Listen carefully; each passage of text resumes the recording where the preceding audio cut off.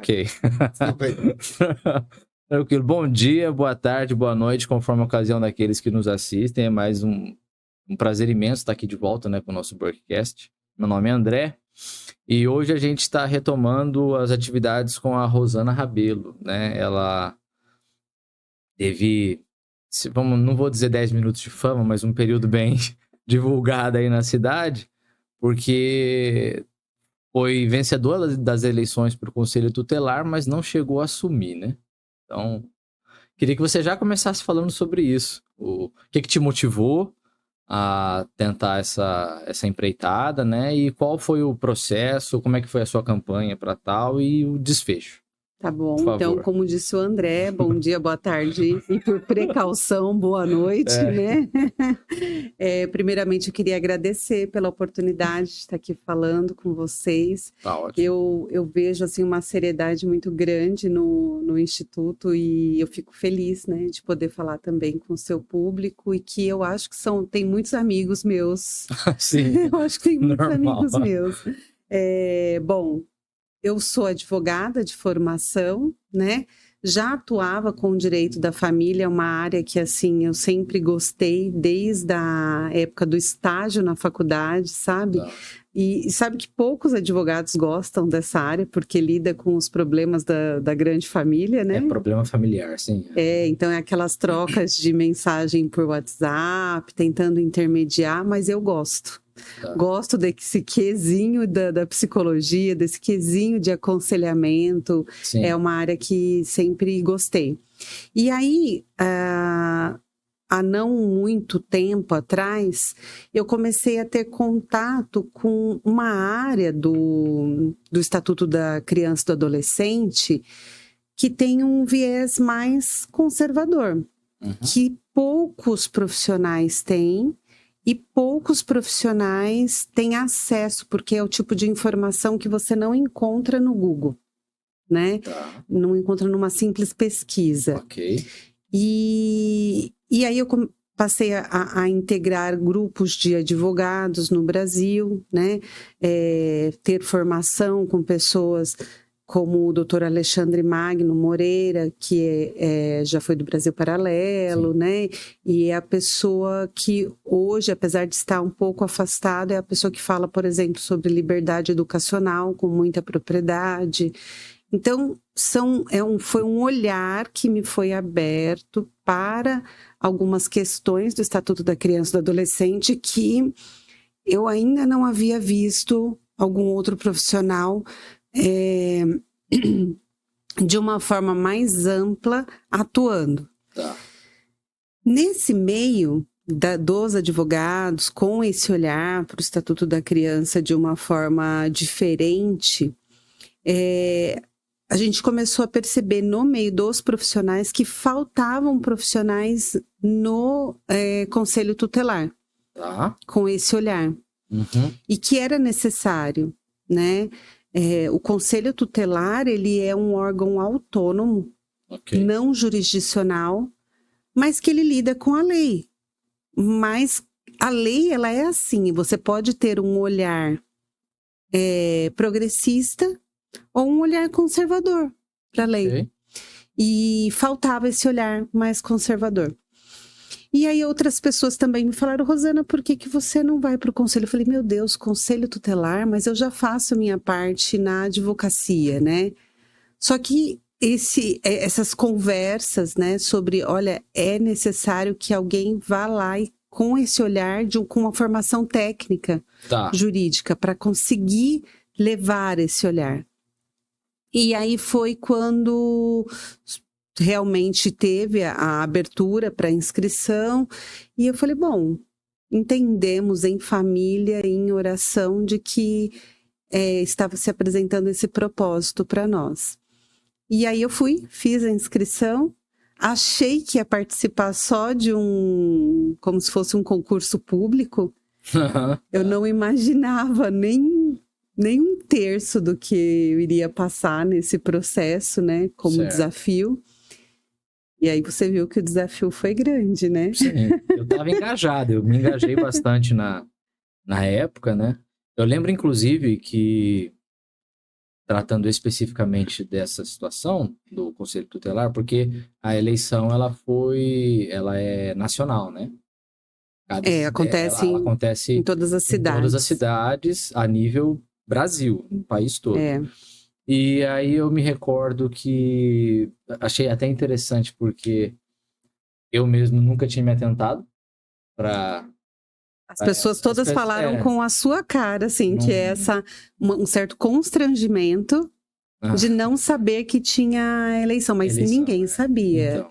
Vou te falar já quem é que votava antes. Então, aí eu fiquei, não, tinha mais ou menos uma noção do que o Conselho Tutelar fazia, né, das suas funções e prerrogativas. E aí teve um caso específico que eu coloquei no grupo de WhatsApp da minha família. Falei, ó, o pessoal não tá sabendo, né?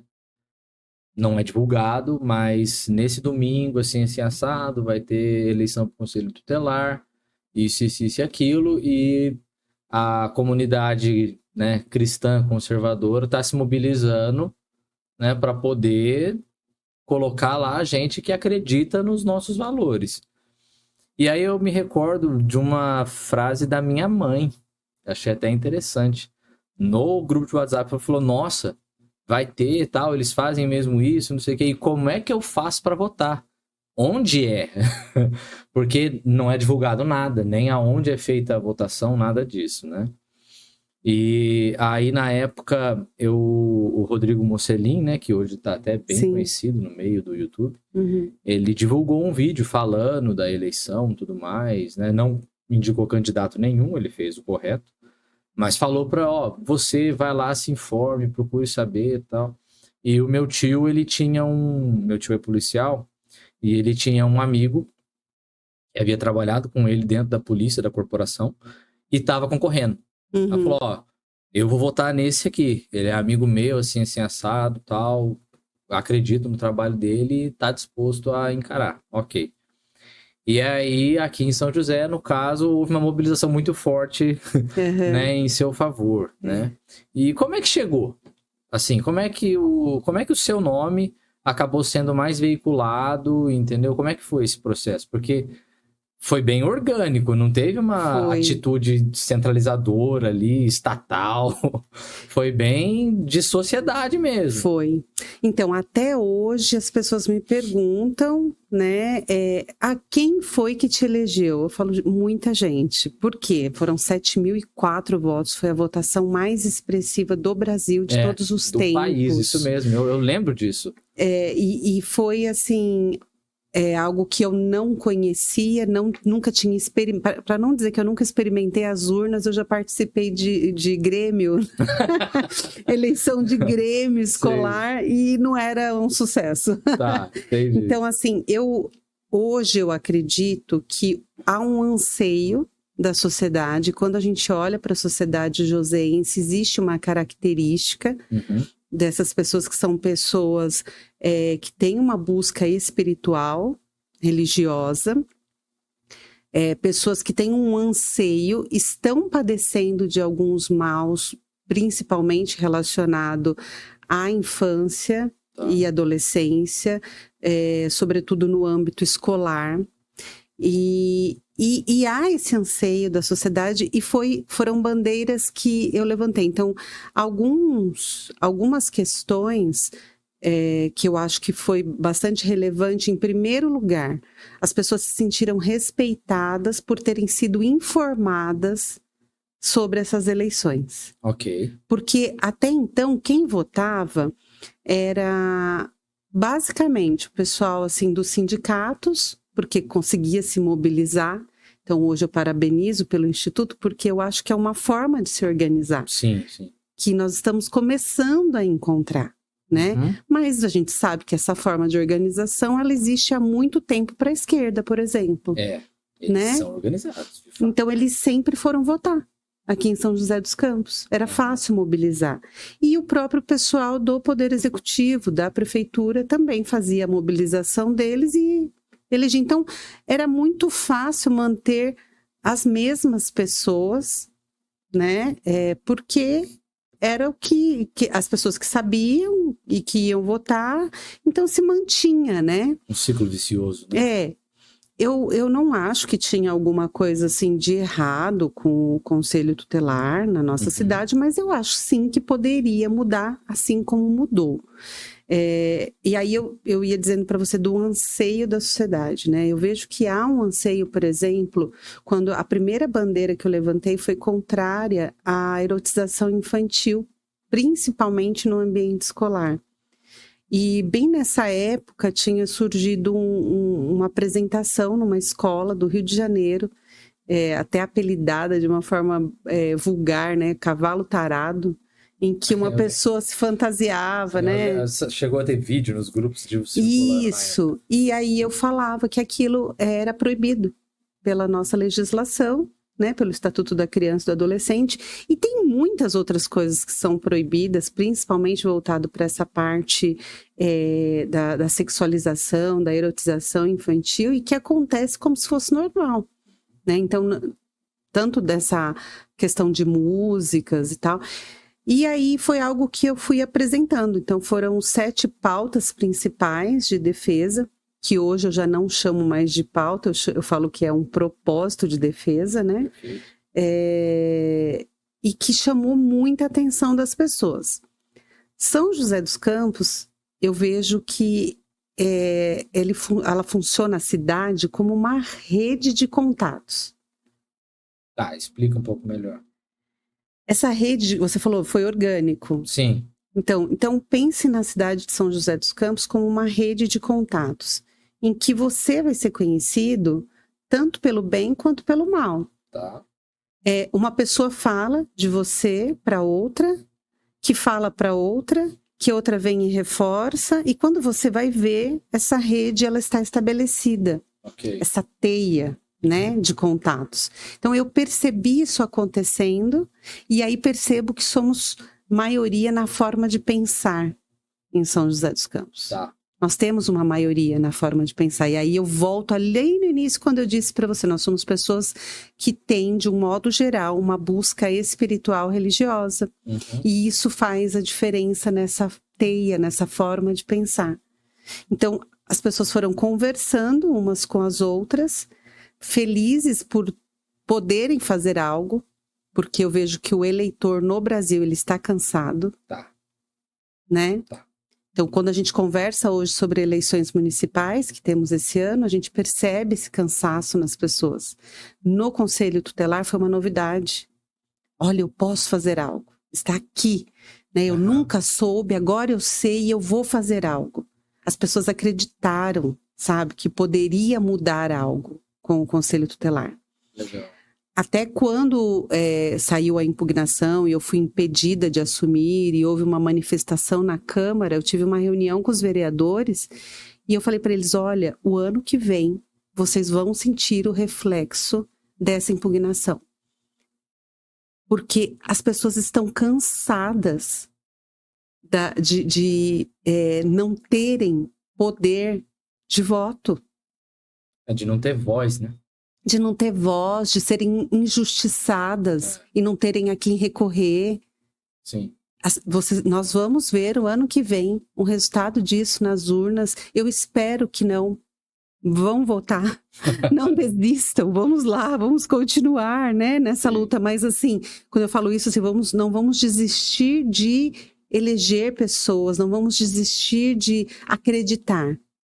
Né? Mas eu penso que as pessoas ficaram bem desacreditadas com tudo que aconteceu. E por que você foi impugnada? Porque assim, não faz o menor sentido, né? A pessoa vai se candidata, é um negócio voluntário, não é imposto.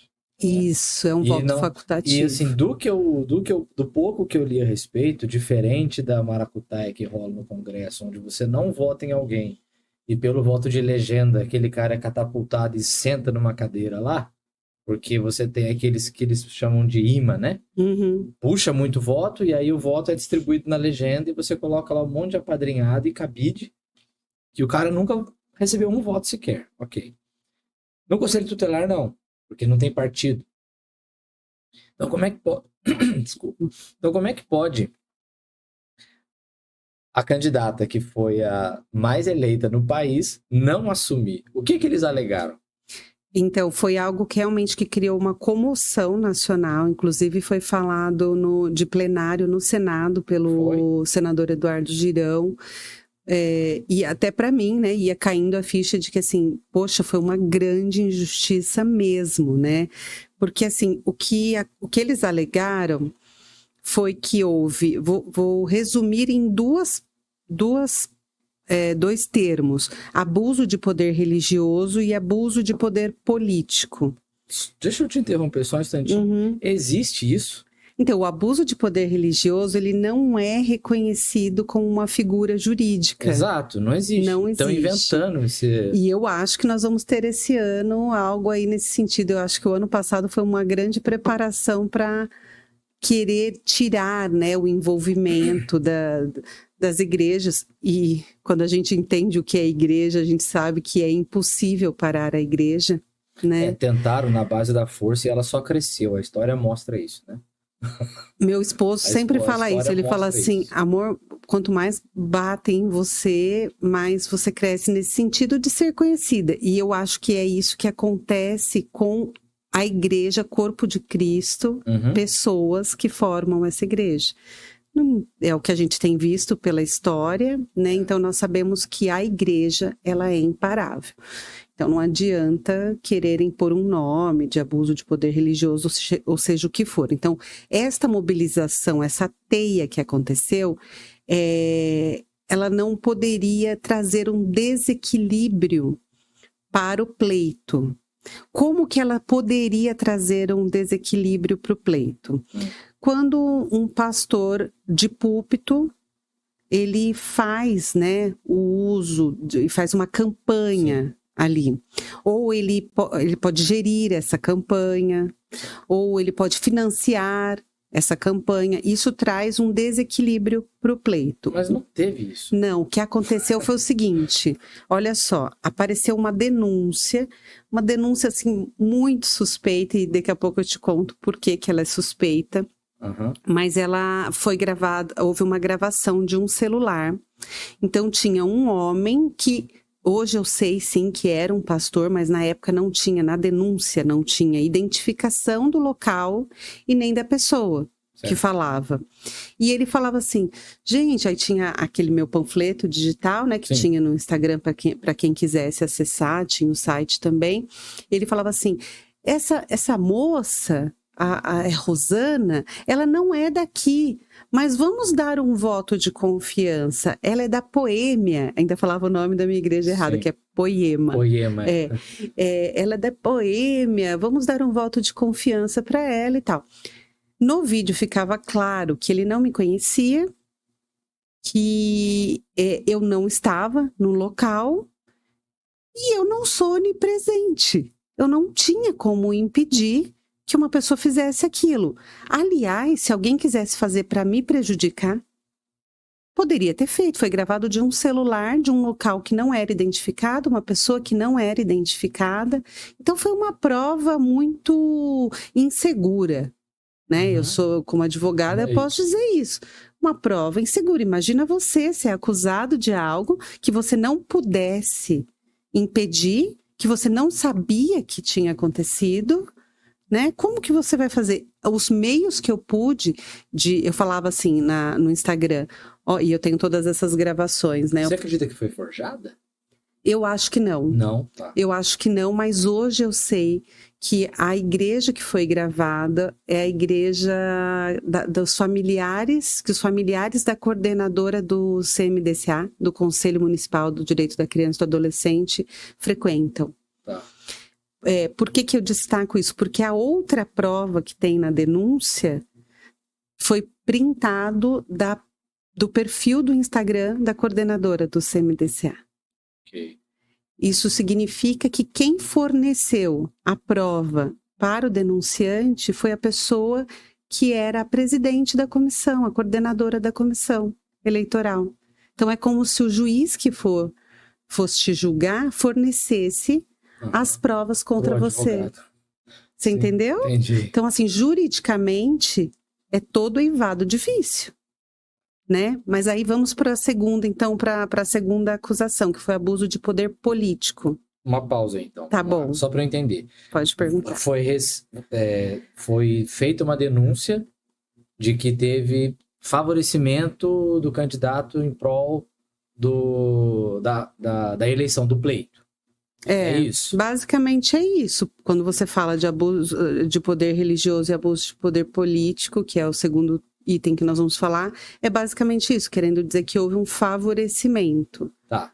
E é de fato como você falou, você não estava presente, você não sabia, não tem como controlar. Né? E não, tudo bem, era só para entender o fio da meada. E que, na verdade, as pessoas tira então o número de votos daquela igreja, então. Sim, você continuaria ganhando. Né? Se é isso que trouxe o desequilíbrio, tira o número de votos daquela igreja. Sim. Né? Então, bom, vamos lá. Seguindo, vai lá, abuso de poder político. O que aconteceu em relação a isso? O deputado estadual, Dr. Elton, fez um post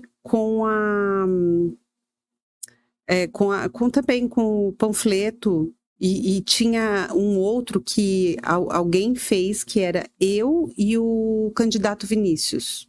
Sim. Então já começo dizendo, Vinícius está lá trabalhando muito bem, obrigada. Que bom. E estava na mesma postagem, né? Eu e ele.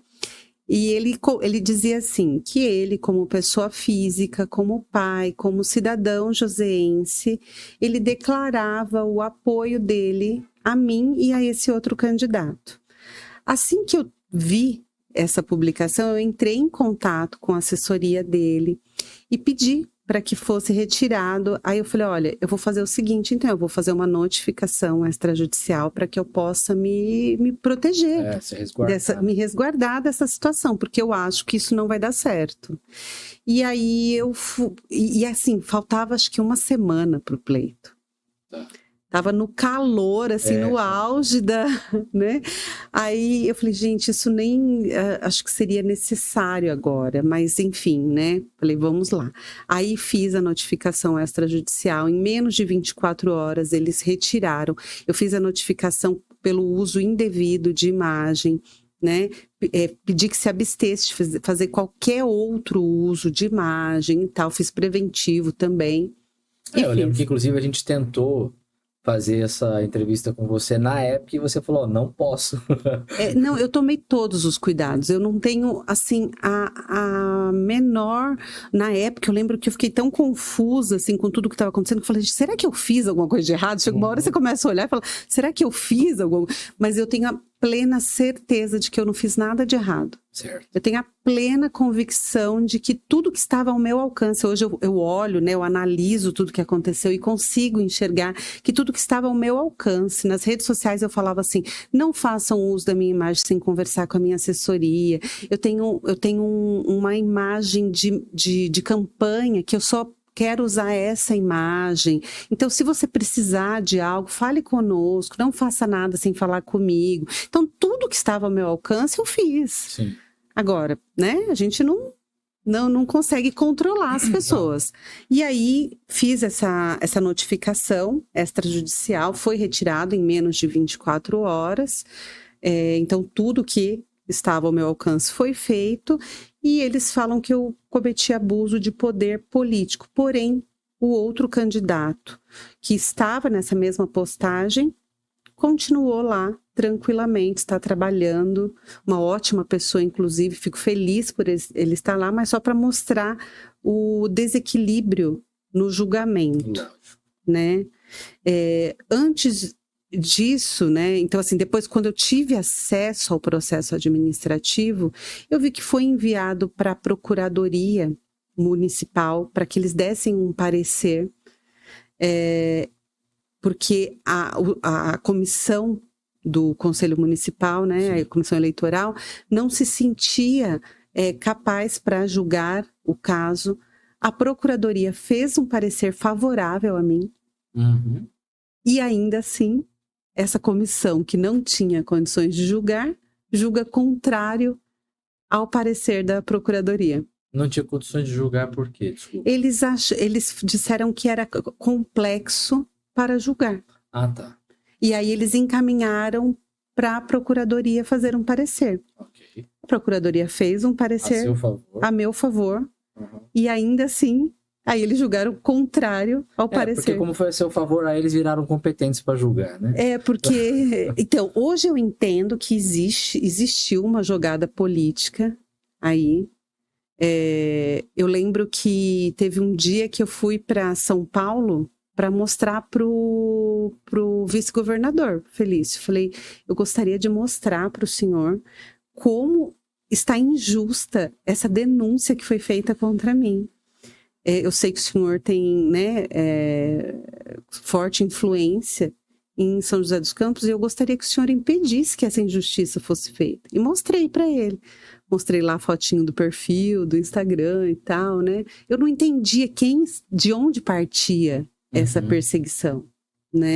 E nem a motivação. E aí, nesse dia, hoje eu fico lembrando, na hora de ir embora, ele disse assim para mim, se prepare que no ano que vem você vai receber convites. Aí hoje eu penso, ele já sabia? Né? Sim, ele já sabia o que ia acontecer, então? Porque ele me disse que eu receberia convites. Se eu estivesse no conselho, provavelmente eu não seria assediada para nada esse ano. Então... Enfim, hoje eu sei que assim, há uma certa cultura dentro da política de matar no ninho pessoas que se destacam. Eu não conhecia, como eu disse para você, eu não imaginava, mas nunca que eu imaginava o que eu iria passar no ano passado em relação a isso. Mas hoje eu vejo que foi uma perseguição política. Sim. Política mais complexa do que eu imaginava no meu pensamento esquerda-direita. Sim, sim. É um pouquinho mais complexa. Acho que tem outras vertentes aí, sabe? Mas se você tivesse... se você, vamos assim dizer... Claro, já passou o calor da situação, né? Mas se você tivesse que nomear, não dizer nome, não no sentido de apontar o dedo para alguém. Se você tivesse que apontar especificamente um motivo pelo qual houve essa perseguição, o que você apontaria?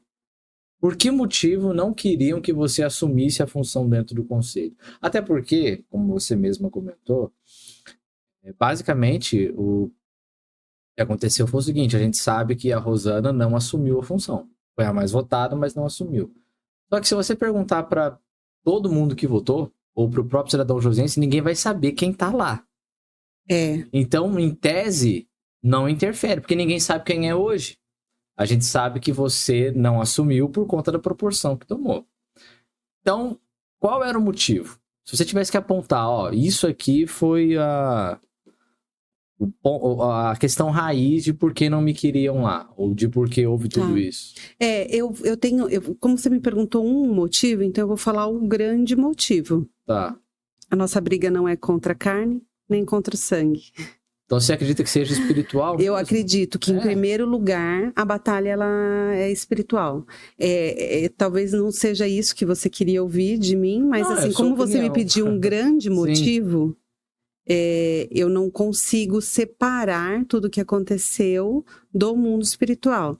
E não que eu seja, né, que eu fosse a salvadora no conselho, não, mas eu acho que eu fui a única candidata que escancaradamente declarou a sua fé, escancaradamente apresentou aquilo que defende. Olha que eu economizei bastante coisa que eu defendo. Normal, tem que ser. A pessoa tem preguiça de ler normalmente. Não era nem isso. Mas imagina se eu falo, por exemplo, sobre liberdade educacional naquela época. Tá, ok.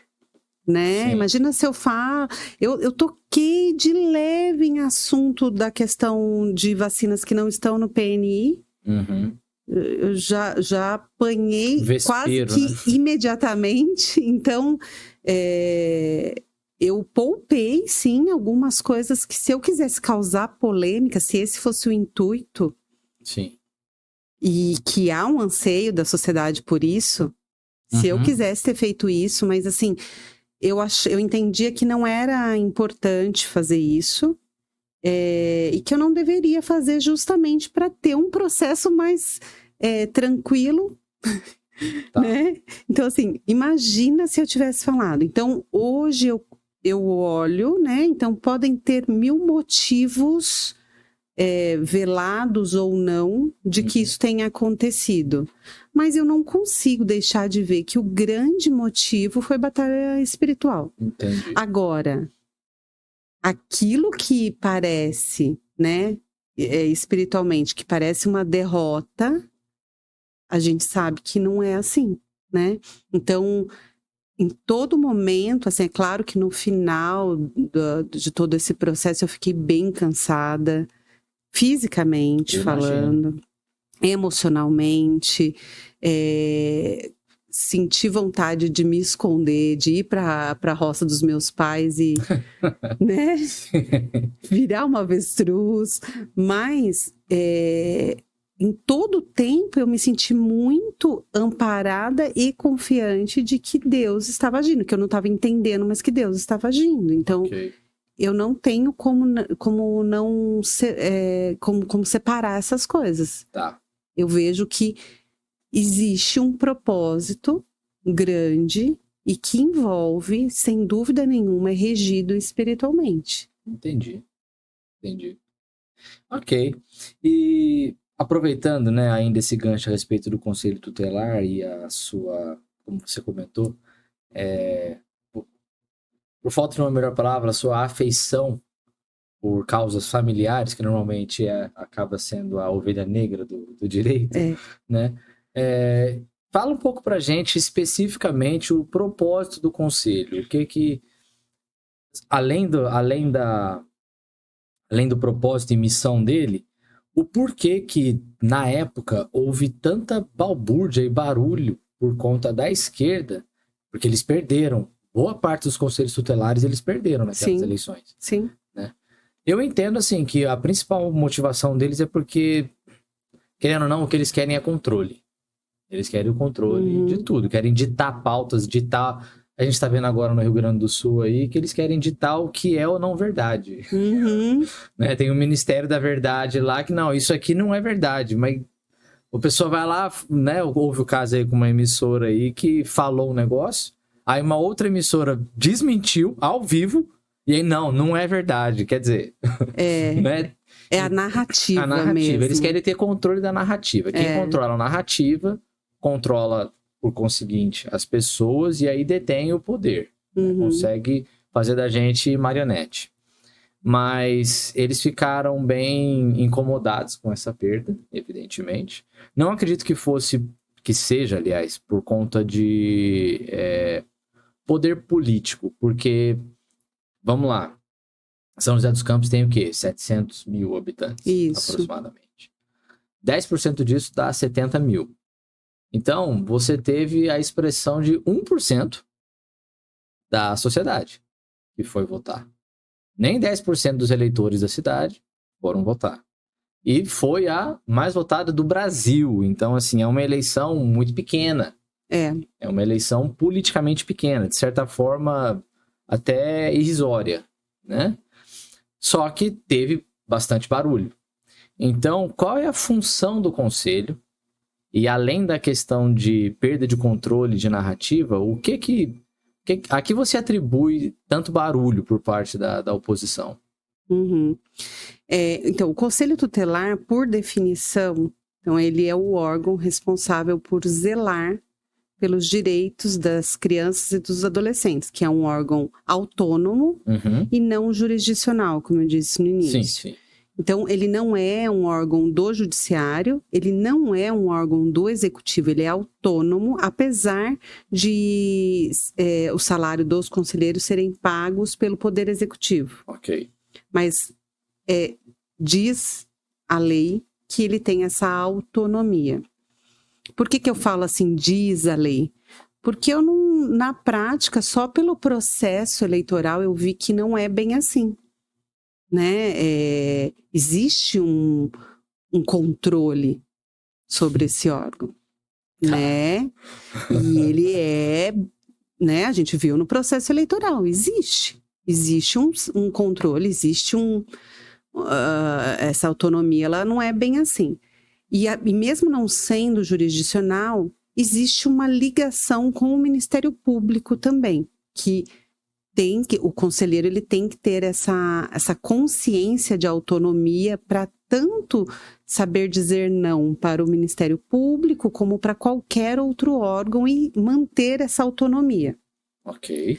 Então, a importância do conselho hoje, eu vou pôr na palavra zelar. Zelar pelo verbo aí, zelar pelo direito da criança e do adolescente. Tá. Uma das coisas que eu falei durante a campanha para o conselho foi a respeito de que aonde o conselheiro visse uma irregularidade em relação ao direito da criança e do adolescente e que isso poderia ser subjetivo, segundo o entendimento do conselheiro, ele deveria agir. Essa foi uma das coisas que o Conselho Municipal, durante o processo, se entristeceu comigo, se chateou com uma fala dessa minha. Por quê? Porque há um entendimento de que na legislação, no Estatuto da Criança e do Adolescente, existem as funções do Conselho Tutelar. Tá. Só que aí eu disse assim, não, mas ela pode ir além. Uhum. Né? Então foi uma interpretação minha de que, e eu continuo acreditando nisso, que o Conselho Tutelar ele pode e deve ir além, tendo em vista que o verbo zelar pelo direito da criança e do adolescente, ele não é restrito. Ele pode ir além. Então, se você, vamos supor que você é conselheiro, Certo. e você vê determinada situação acontecendo que fere o direito da criança e do adolescente, mas não está elencado naquele rol, você vai e age. Sim. Certo? Sim. Então, eles querem colocar numa caixinha bem O que pode, quadradinha. O que não pode. Tá. E eu acho que o órgão ele pode ser muito mais do que isso, né? Então, mas na prática, o que o Conselho Tutelar faz? Ele identifica uma vulnerabilidade, né? Ele identifica que foi ferido um direito em relação à criança ou adolescente, e ele faz encaminhamentos. Então, ele traz essa família para perto, ele entende a circunstância, a situação que envolve, o porquê que aconteceu a tal vulnerabilidade, e faz encaminhamentos, por exemplo, para um programa de saúde, Tá. para um programa de assistência social, um grupo, de repente, terapêutico, um benefício no INSS, depende da vulnerabilidade que for identificada, ele faz encaminhamentos dentro da rede de proteção, Tá. né, que se oferta no Estado. Entendeu? Então, assim, aquela visão do Conselho Tutelar, que é algo também que eu acredito que deve ser mudado, de que o conselho vai lá e tira a criança dos pais, né? Sim, sim.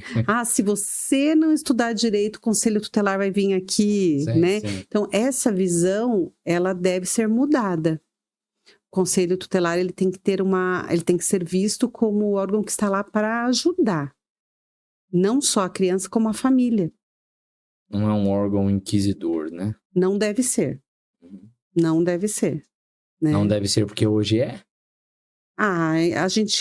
Eu não acho que seja, mas a gente ouve relatos pelo Brasil de alguns comportamentos de conselheiro tutelar que não dá muita voz para a família. Sim, e por ser autônomo e independente, a quem que ele responde? Então, quem pode modificar, eu vou falar de uma forma melhor, quem pode modificar uma decisão do conselho tutelar? O órgão judicial. O juiz. O juiz pode mudar. Tá.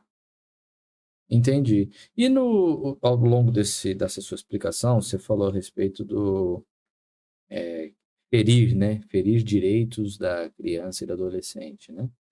Isso é pautado no estatuto, do que eu conheço, né? O Estatuto da Criança e do Adolescente.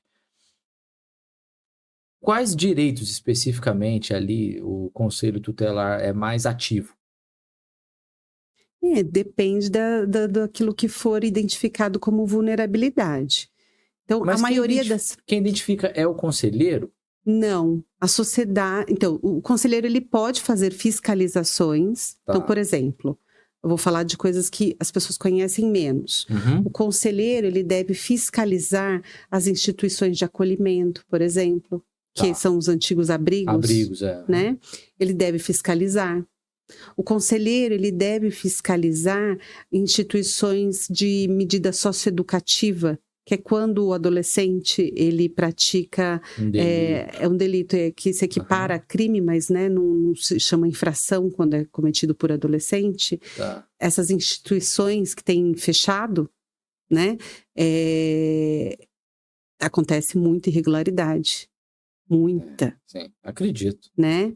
E o conselheiro, ele deve fiscalizar, por exemplo. Tá. O conselheiro, ele intervém, né, em casos, por exemplo, em que há uma denúncia de maus tratos, de negligência, de violência. E quantos conselheiros tem o conselho da cidade? Então, a cidade, ela tem que ter pelo menos um conselho tutelar, Certo. dependendo do número de habitantes. Aqui em São José dos Campos, nós temos 3 conselhos tutelares, com 5 conselheiros em cada. Tá. Então, 15. 15. É. 15. Nós conseguimos renovar, acho que 9, acho que trocaram 9 conselheiros. Um número bom. Um número bom. Um número bom, sim. Expressivo, é uma turma diferente. Sim. Temos, se eu não me engano, 8 cristãos. E hoje, depois de passado toda essa tormenta aí, você... A palavra não é lamenta, mas sabendo das funções do conselheiro e tal, você acha que de fato você tinha perfil? Eu acho que eu tinha perfil, mas eu acho que se eu entrasse... Porque eu ainda estou com ação judicial, né? Tá. Mas assim, eu acho que se eu entrasse, eu não sei como seria. Eu não sei se eu seria perseguida ou não. Eu teria, sim, eu tenho perfil, mas hoje eu fico feliz e não lamento, porque eu tenho um ótimo relacionamento com a grande maioria que está lá. Legal. Né? Nas 3 regiões, eu me relaciono muito bem com os conselheiros. Existe um respeito mútuo entre nós. E nós trocamos ideia mesmo, sabe? Fizemos amizade nesse tempo. Eu cheguei a participar do curso de formação com eles. Entendi. Né? E chegamos mesmo a fazer amizade. Não foi algo que ficou ruim entre nós. Inclusive, uma das candidatas que entraram foi a candidata que foi eleita basicamente pelo movimento LGBT. Tá. Que houve, né, até um vídeo que rolou Sim. aqui na cidade e tal. Eu lembro. As pessoas fizeram de uma forma, eu falo as pessoas porque eu não sei quem fez essa divisão, de que nós éramos combatentes entre nós. E isso nunca aconteceu. Tá. Eu nunca falei contra as pautas que ela levantava, porque meu foco em momento algum na campanha foi falar contra alguém. Meu foco foi apresentar o que eu tinha. Sim. De defesa. Não dava tempo, era pouquíssimo tempo que a gente teve de campanha. A gente teve acho que 15 dias de campanha. Então foi muito corrido, né, para ter tempo de falar mal. Eu não sei como tinha candidato que tinha tempo de olhar na rede social do outro o que ele estava fazendo. Provavelmente ele não fez uma boa campanha. Sim. E aí a defesa era o ataque. Mas eu digo isso para, assim, durante o curso, por exemplo, nós fizemos exercícios juntos e foi tudo bem, sabe? Eu me relaciono muito bem com eles. Então, esse é um motivo de alegria que eu tenho e mais um motivo de entender assim, Deus sabe de todas as coisas, Tá. né? E está cuidando de tudo ainda, sabe? Continua cuidando, eu continuo tendo a consciência, né? Falar que ele cuida é chover no molhado. Mas só que assim, a gente ter essa consciência, nem sempre a gente tem, né? Então teve momentos no processo que foi mais difícil para mim, mas eu consigo ver o agir de Deus nesse processo. Legal, bacana. E sobre a questão dos direitos do adolescente, quais, assim, fala lá que ele tem direito a ensino, né, alimentação, mas assim, basicamente, eu lembro inclusive uma situação onde o meu pai, ele estava fazendo uma instrução com um grupo de pessoas, e aí ele chegou e falou assim, olha, eu queria que vocês me citassem um dever. Né? Ninguém soube citar. Então, assim, aí um deles falou, mas não lembro como chamaram meu pai. O nome dele é Edson, né? Vamos, é o seu Edson, mas o problema é assim, a gente já é meio que doutrinado, a nossa cabeça já é doutrinada ou ensinada o tempo todo só pensar em direito. Entendeu? Então, quando me aponta um dever, não souber apontar um. Um grupo grande. Então, assim, a criança tem ali os direitos dela. Não existe, na parte da cobertura do Estatuto do Adolescente, especificamente, aquilo ao qual ela deva responder? Existe. Existe. Existe. Mas não é divulgado. Não é divulgado e isso são linhas de pensamentos diferentes. Tá. No curso que nós fizemos de preparação, ele teve um viés totalmente progressista. Dá um exemplo. A pessoa que ministrou o curso disse com todas as letras, criança e adolescente não tem dever. Caramba. Ponto. E eu ficava bem quieta, porque eu falei, eu sou não a pessoa, vai se expor, né? eu sou a pessoa que tem que ficar quieta, porque eu já estou apanhando, então Sim. deixa eu ficar quieta. Mas é por óbvio que eu discordo completamente, porque todo ser humano tem direitos e deveres. Eu lembro, sabe qual foi um dos primeiros livros que eu li? O artigo 5º da Constituição Federal. Tá. Né? E seus incisos. Meu pai, eu tô querendo ler um livro, que livro que eu leio? Ah, filha, olha, um livro que você tem que ler, o artigo 5º da Constituição Federal, porque todo ser humano precisa conhecer os seus direitos e deveres. E é lógico que, juridicamente, eu entendo que a aplicação dos deveres em relação à criança e adolescente, ela é diferente do que para um adulto. Formado. Né? Então, formado. Vamos separar. Para a criança, o que se aplica quando ela fere direitos de alguém, né? Então, ela deixou de cumprir com deveres. Se aplica a medida protetiva. Então, a consequência ela é diferente. Então, se uma criança, então, até 11 anos e 11 meses, né? Se ela cometer um assassinato, sobre ela não vai ser aplicada uma pena e nem uma medida socioeducativa. Vai ser aplicada uma medida de proteção. Porque o que se entende, o que a legislação entende, é que a criança ela deixou de ser cuidada devidamente e chegou ao ponto de cometer algo equiparado a um crime. Mas se ela cometer um assassinato, não é equiparado a um crime. É equiparado para a legislação. Ah, tá. Porque a gente não chama de crime, se chama de ato infracional. Ato infracional, É isso só que eu estou querendo ser tecnicamente correta. Tá. Se eu falar alguma coisa diferente, eu falo, nossa! Não, é porque teve igual... ficam dando voltas para não definir do jeito mais simples e direto, né? Um exemplo, você vai dizer o quê? Que é um ato infracional análogo a não sei o quê. É isso mesmo. Aí a vítima, ela tá análoga à morte? Não. Isso já teve muita polêmica em torno disso. Você lembra do caso do Champinha? Lembro.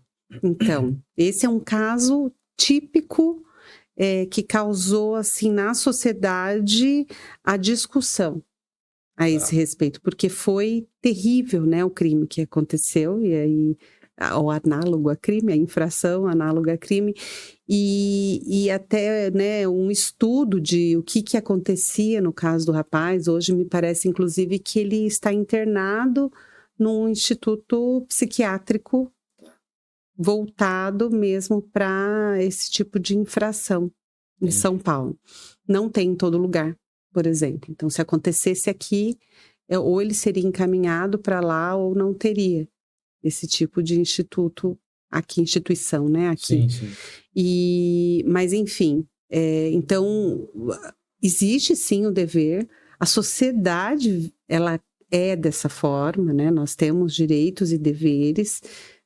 As consequências por ferir direitos ou deixar de cumprir deveres, elas são diferentes.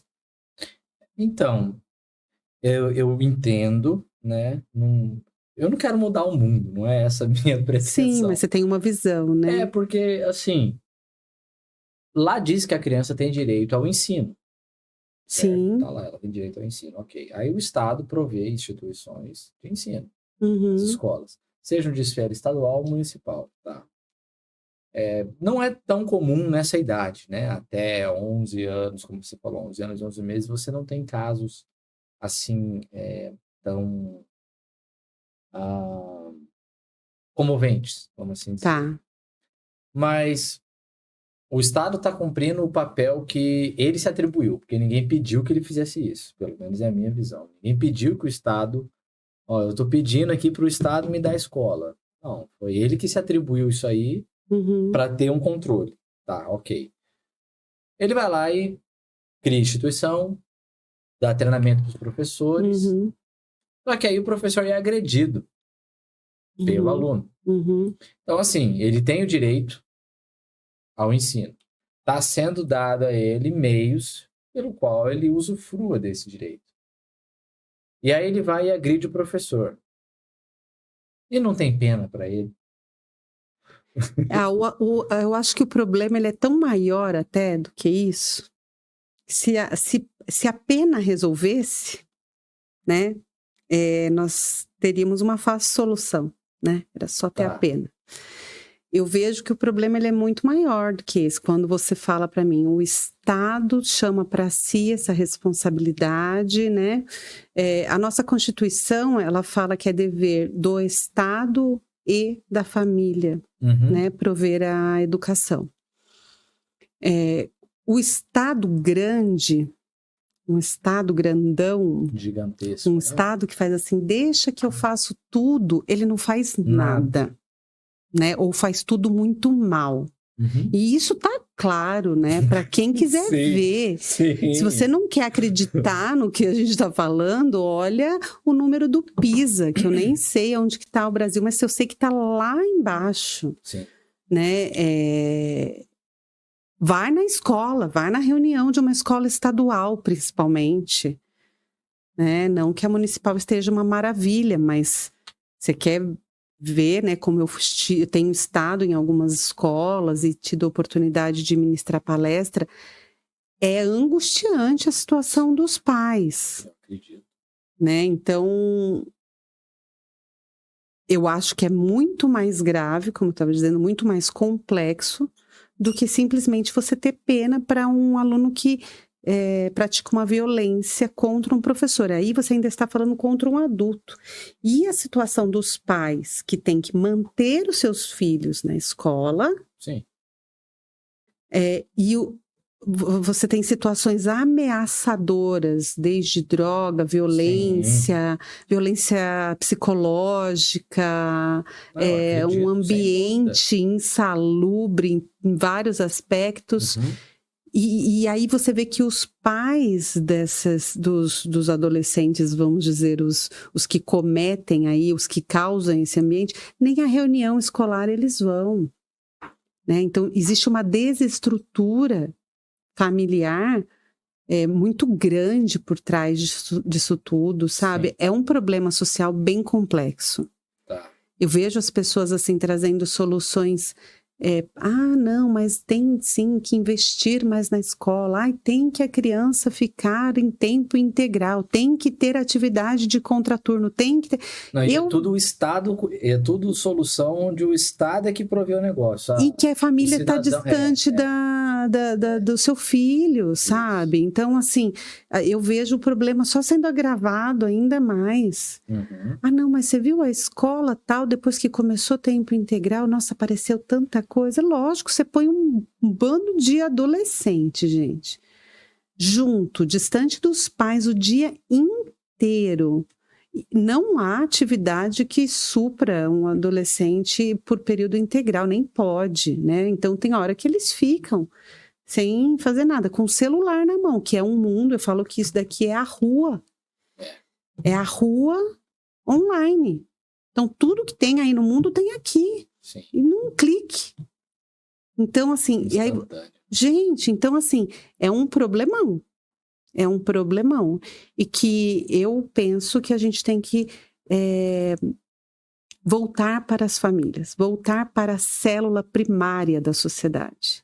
Então, e essa solução construída a longuíssimo prazo. Sim. Ela não vai, assim, ela vai até ter alguns efeitos imediatos ali, né? Mas que dependem especificamente, não é boa vontade, mas dependem especificamente dos desejo. Pais ou da família, do desejo daquela pessoa de querer solucionar o problema. Porque não pode ser compulsório. Mas, ao mesmo tempo, ela não quer resolver o problema, ela quer que o Estado resolva por ela. Isso a gente vê muito no judiciário. E aí eu ia dizer para você, né? Porque apesar de não ser obrigatório, em termos não é obrigatório. Uhum. Porque se você tem abandono emocional, você está ferindo a legislação. O que caracterizaria um abandono emocional, por exemplo? Os pais, eles têm dever de prover saúde emocional para os filhos. Você acha que tem faltado por aí? Então, mas me dá a definição de saúde emocional. Na prática? Na prática? Então, vou falar de uns pais que se separaram. Ok. Vou falar algo bem prático. Divórcio, bem comum. E aí, você se separou da sua esposa e isso não aconteça, mas você esqueceu que você é pai. Você esqueceu que você tem que ir lá, que você tem que ter momentos com seus filhos, que você ainda é pai. Você só não é mais casado com a mãe dos seus filhos, mas que você ainda é pai. Então, é cumprir o papel no sentido emocional, no sentido de presença com seus filhos. Isso é abandono emocional, que pode gerar indenização por danos morais. Entendi. Que não paga a sua ausência, né? Mas Perfeito. É um tipo de reparação. Existe o abandono intelectual, que é quando a família deixa de prover educação.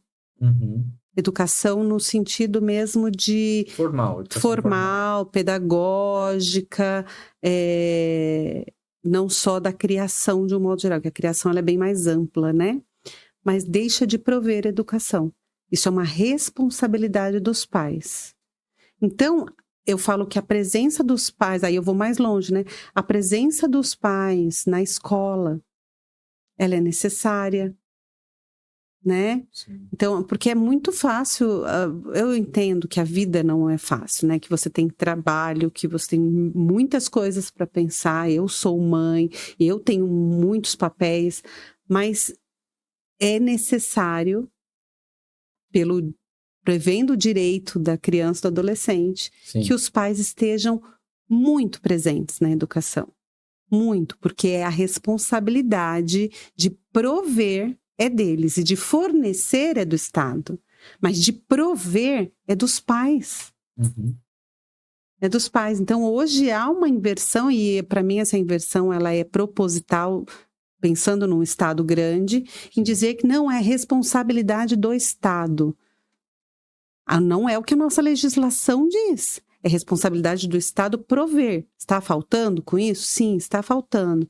Mas há de fornecer, né? Mas há de prover, há de garantir que aconteça, é dos pais. É dos pais. E a gente vê a maioria dos pais assim. Vai lá na escola, cruza o braço e fala assim, não tá bom isso. E também não propõe Se ferramentas for. para melhorar. Não, e se for, né? se for, né? Nossa, a professora do meu filho tá passando umas coisas lá que eu nunca nem vi. A responsabilidade é dos pais de garantir Sim. a eficácia, a eficiência dessa educação. Então, isso, estamos falando aí de abandono intelectual, né? Uhum. Então, existe também, enfim, existe abandono em vários aspectos, mas acho que os principais são esses. E, assim, o Conselho Tutelar de São José dos Campos, né? Você tem algum conhecimento, assim, de casos específicos que ele tenha tomado medidas mais incisivas ou até mesmo bruscas, dependendo da situação? Ou, como você mencionou agora, uma situação de abandono intelectual ou de saúde mental, maus tratos. Tá. Então, aqui em São José dos Campos, pelos números, né, apresentados pelo Conselho Tutelar, eles fazem uma prestação de contas. A desse ano foi dia 15 de março, referente ao ano de 2023. O maior número que se tem de violação ao direito da criança e do adolescente é por negligência dos pais. A estatística mostra na nossa cidade. Na nossa cidade. Tá. É o maior número que tem de violação de negligência. Negligência está muito relacionado a deixar de fazer, né, no negativo. Você deixou de fazer algo pela criança, pelo adolescente.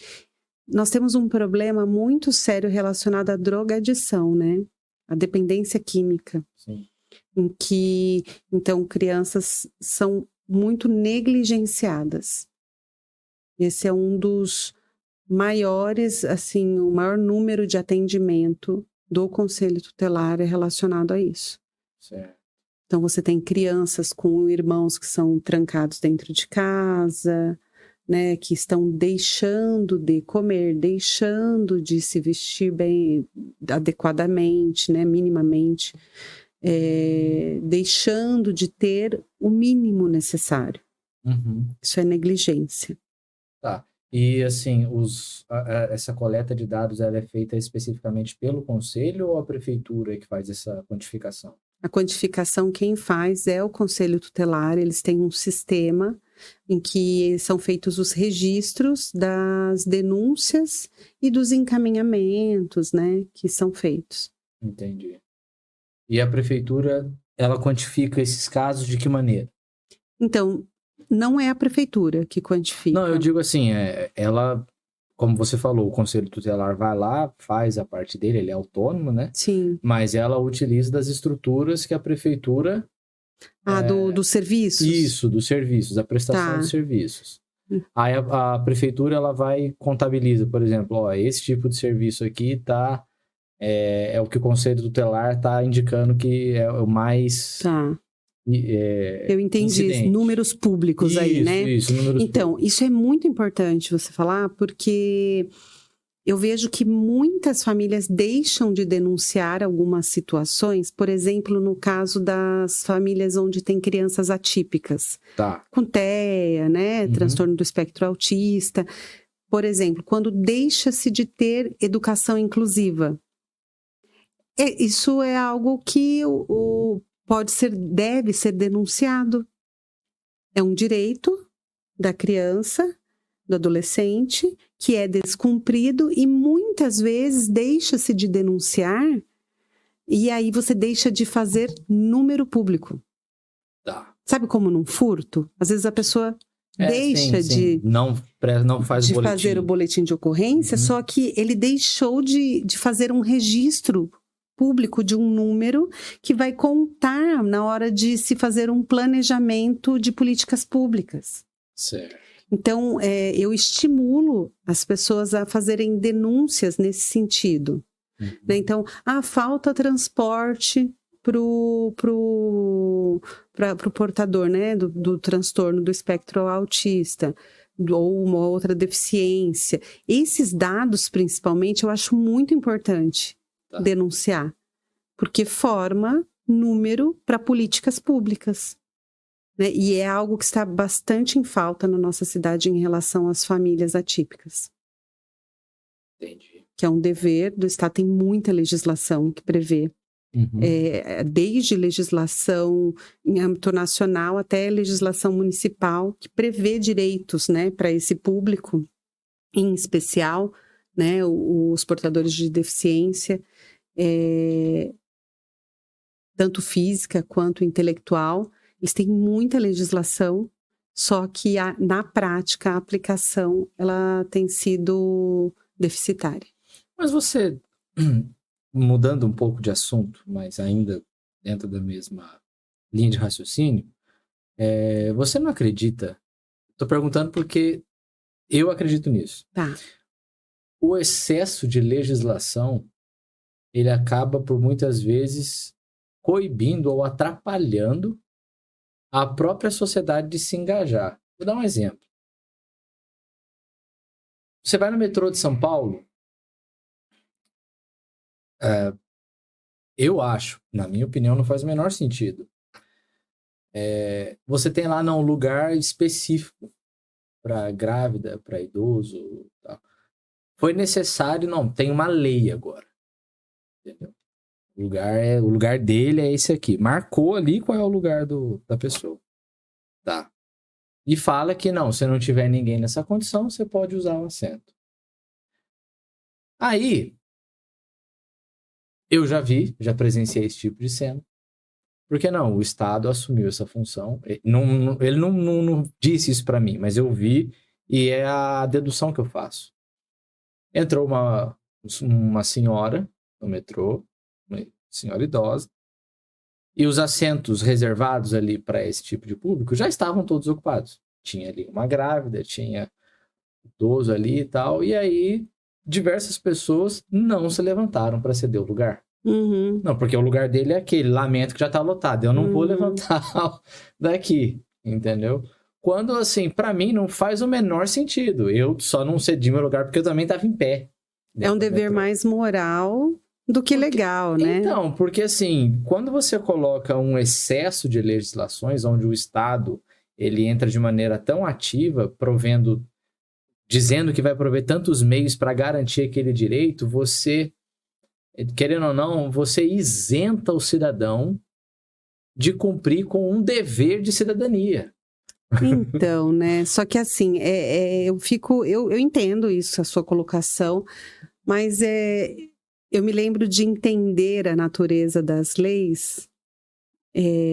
Foi um pensamento ali trabalhado na faculdade, e que eu concordo que é assim, a legislação ela surge a partir de uma necessidade social. Sim. Então, primeiro Sim. acontece a necessidade social. E depois surge a lei. É lógico, a gente sabe que nem toda lei é isso. Tem lei que não faz sentido, tanto, e tem lei que não pega, né? Você já ouviu esse termo, né? Porque realmente não atende a uma necessidade social. Mas, se as pessoas realmente agissem com cidadania, será que teria sido criada a lei? Então, é algo para a gente refletir. Agora, algo que eu acho interessante também é assim, quando eu falei, né, do direito das pessoas com deficiência e tal. O legislativo, né, então, deputados federais, estaduais e vereadores, eles têm um papel que vai além de legislar, e a maioria das pessoas desconhecem esse papel, inclusive os próprios parlamentares, né? Que é, além de legislar, fiscalizar o poder executivo, fazer aquele sistema, né, de pesos, contrapesos e tal. E aqui no município, por exemplo, é muito difícil você ver isso acontecendo. E isso acontece porque, normalmente, quem está no poder legislativo se envolveu de alguma forma com o poder executivo. Como isso? Através de cargos. Conluio, né? Cargos, né? Então, te cedo X cargos na prefeitura, você então emprega lá 30 pessoas, só que você fica atrelado, o parlamentar fica atrelado A apoiar tudo aquilo. a apoiar ou pelo menos não ir contra, né? Só que como que você vai exercer a sua função fiscalizadora se você estiver amarrado ao Poder Executivo? Você está obrigado você está compromissado com garantias, né? Então, isso que às vezes a população não entende quando você tem uma oposição, por exemplo, dentro. Não é só uma... Hoje eu entendo isso melhor, né? Eu falo que eu tive um intensivão de política. Eu saí fora dos grupos de WhatsApp para a vida real, né? Do ano passado para cá, assim, de uma forma bem intensa. E aí eu pude entender melhor isso também, que eu acho bem interessante que a população conheça, sabe? Quando você vê uma oposição dentro da Câmara dos Vereadores, por exemplo, à prefeitura, procure entender um pouco melhor o que é isso. Sim. Porque às vezes essas pessoas passam até por vilões, sabe? Quando se opõem, mas é bom tentar entender o que isso significa de verdade, né, para a nossa democracia, para o funcionamento daquela lei. Porque aí eu pego e falo com uma família que tem lá uma criança com transtorno do espectro autista e ela não entende por que eu tenho tanta legislação, essa legislação ela não é colocada em prática, eu tenho que ir para o judiciário, no judiciário eu tenho uma decisão que muitas vezes não é cumprida pelo Poder Executivo e ninguém faz nada. Sim. Então, assim, é necessário que você tenha uma Câmara dos Vereadores, uma Assembleia Legislativa, né? Tá. Uma Câmara dos Deputados que sejam autônomos, que sejam fortes dessa forma. Porque, senão, aí é mais do mesmo. Pegando esse gancho aí, então, é de fato uma proposta bem interessante, já que você está vindo como vereadora, pré-candidata a vereadora, a não estar atrelada a garantir serviços mancomunados com o executivo, né? Sim, e o sistema ele é tentador. Você entende que o sistema ele é tentador? Sim. E é a minha oração, né? Senhor, se for para corrupção, me tire agora, por favor, desse meio, né? Porque tem que ser diferente. A máquina vai funcionar como ela deve funcionar. Entendi. Se for diferente. Senão, não. Então fica todo mundo numa situação, todo mundo assim, né? Todos os políticos numa situação confortável. Então, você tem cargos comissionados em situação confortável, você tem o poder executivo que não é confrontado, aí você tem o legislativo que está indo lá cumprindo, né, o seu protocolo diário. Só que aí você tem, de repente, uma cidade cheia de leis, porque, afinal de contas, se eu apresento projetos, eu tenho o meu nome em destaque. Exato. E aí eu tenho um poder executivo que também concorda com a minha propositura, afinal de contas, eu não sou oposição, né? E não que necessariamente você tem que ser oposição, eu acho que você tem que ajudar o sistema a funcionar. Sim, sim. Se for necessário, sim, você fazer essa oposição, não ser oposição por ser oposição também, né? Porque tem gente que faz essa política também. Tem. Ele só bate. Isso. Só bate, porque ele não tem nada mais. Ele não apresenta nenhum tipo de contramedida, nada. Ele só tem aquilo na vida dele. Esse é o papel dele. Então, assim, é fazer a coisa acontecer. Até porque, muitas vezes, o cidadão, querendo ou não, ele... Eu acho que isso veio muito mais... Veio a ser muito mais cobrado durante a época da campanha do ex-presidente Bolsonaro, em que os jornalistas estavam lá, você está na Câmara dos Deputados há tantos anos, né? E que projeto de lei você apresentou, que projeto de lei você conseguiu fazer valer ali e tal, porque ele tinha, né, pautas em favor de pena de morte, né? Muito aquilo do que o brasileiro via e achava era refletido na pessoa dele, não é à toa que a popularidade dele foi tão grande, né?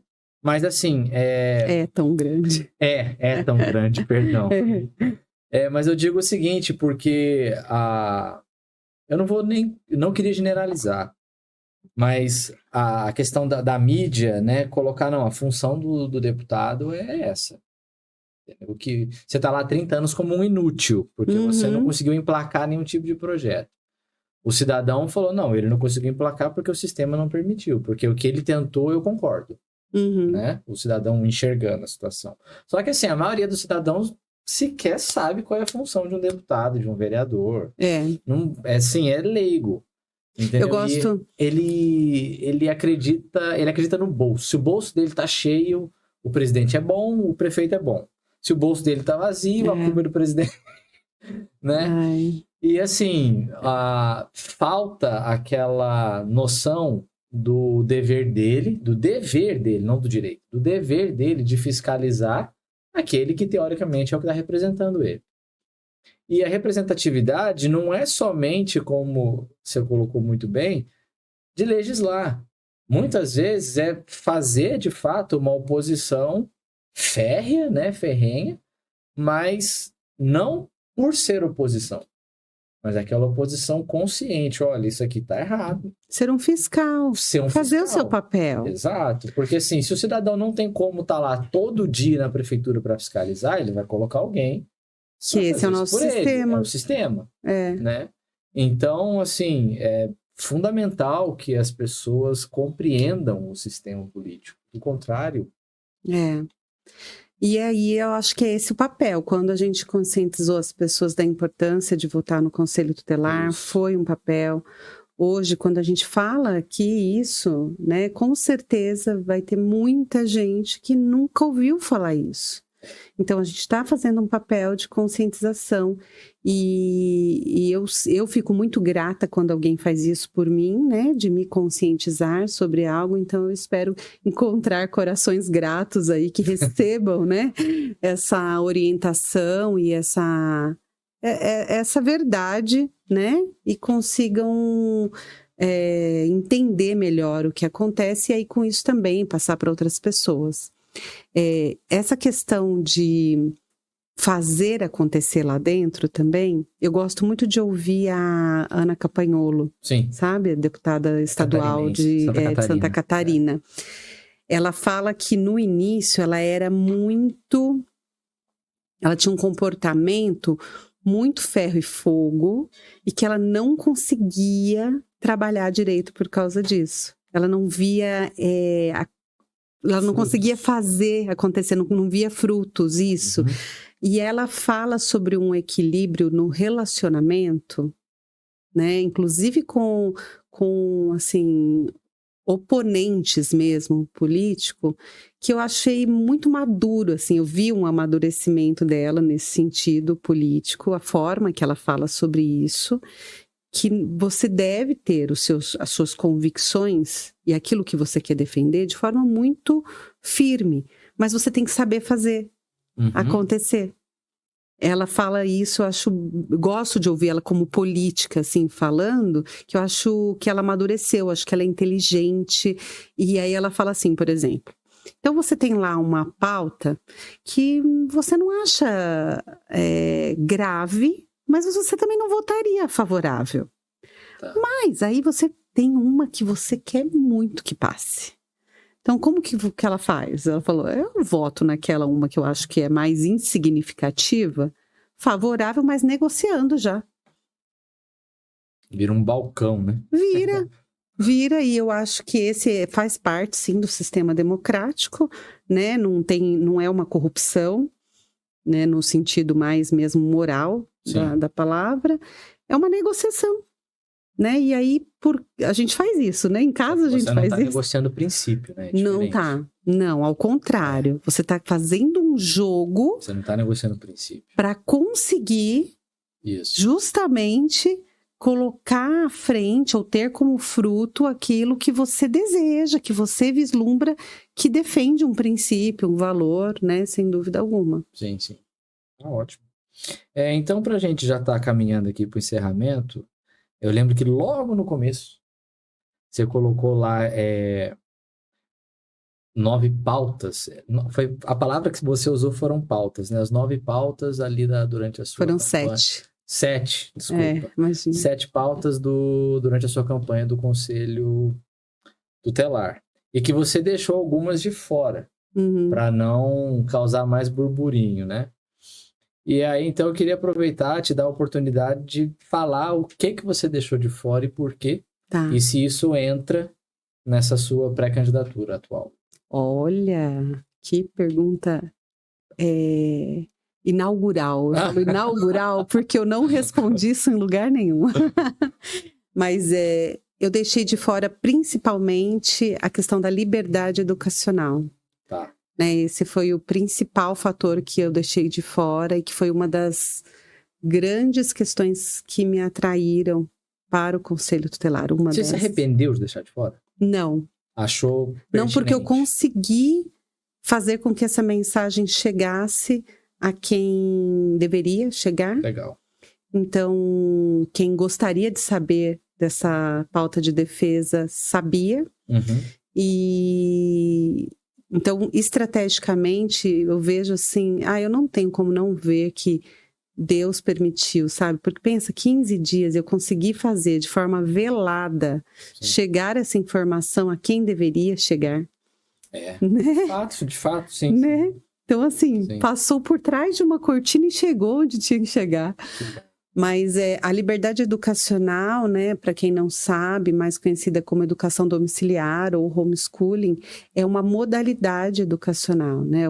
Quando eu falo liberdade, eu falo sobre modalidades educacionais. Então, não é então ela não se preocupa com a educação na escola. Ao contrário, quem sabe, quem me acompanha, nossa, sabe que eu ministro palestras, eu gosto de conversar com as pessoas, eu me interesso muito pela educação, porque eu sei da formação de base. Como mãe, essa foi e é ainda a grande preocupação na formação, né, do meu filho. Não falo só da questão pedagógica, falo de uma forma ampla, né? Sim.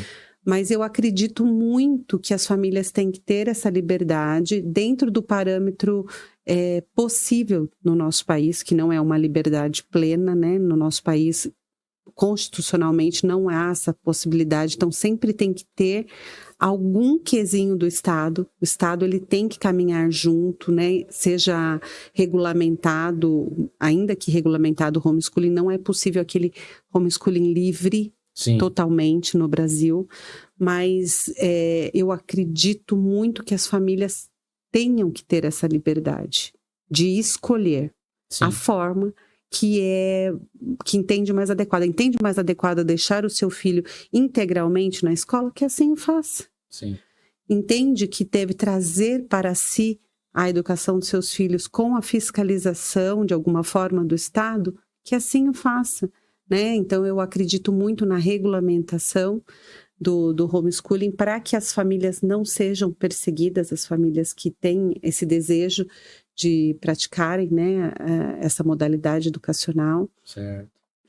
E eu sou muito a favor da autonomia das famílias, com fiscalização, porque é necessário, mas dessa autonomia das famílias.